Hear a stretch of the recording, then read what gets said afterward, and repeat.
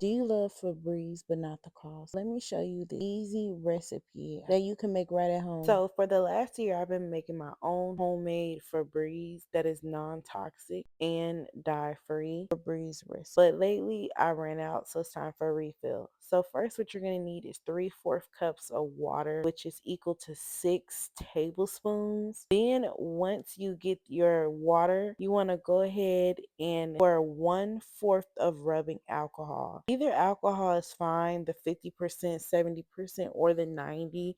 I just really prefer the 70%. So now you want to pour the rubbing alcohol right into the water. After using the rubbing alcohol, next you want to go ahead and get some baking soda. You just need about 2 tablespoons. That's it. You can use baking soda dang near for anything. Like baking soda works so amazingly. It's a great cleaner and it also helps get rid of odor. So baking soda is so important when we're making this homemade Febreze. Comment down below, what do y'all normally use baking soda for? I normally put one in the refrigerator to deodorize my refrigerator or to do my little DIYs. Lastly, you want to go ahead and add some essential oil. Now, let me tell you, this is optional. You do not have to do this if you don't want to. But what you want to do is add about 20 drops. Y'all, I really was eyeballing it. I'm not going to even lie to you.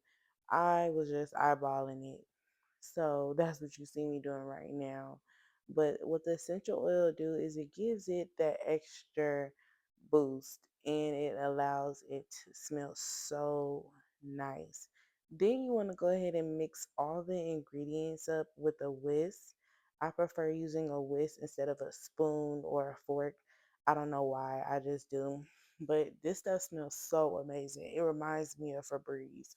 Like I would not steer y'all the wrong way. Now you want to go ahead and pour your mixture into a spray bottle. You can find this spray bottle at Dollar Tree. Y'all know I'm the Dollar Tree guru when it comes to Dollar Tree products. But yeah, that's where I got it from.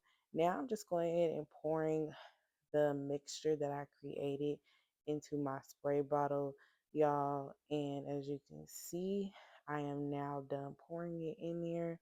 And I'm going to go ahead and put the top on. Now it is ready for us to use.